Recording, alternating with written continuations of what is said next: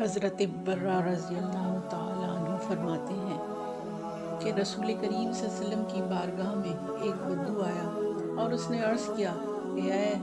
آقا، مجھے ایسے عمل بتا دیجئے جو مجھے جنت میں لے جانے والے ہوں، جن کو کر کے میں جنت کو پا سکوں، جن کو کر کے اللہ تعالیٰ مجھے جنت میں داخل فرما دے۔ رسول کریم صلی اللہ علیہ وسلم نے فرمایا، بھوکے کو کھانا کھلاؤ، پیاسے کو پانی پلاؤ، اچھی باتوں کا لوگوں کو حکم کرو اور بری باتوں سے روکے رکھو، اور یہ نہ ہو سکے تو اپنی زبان کو بھلی بات کے علاوہ بولنے سے روکے رکھو۔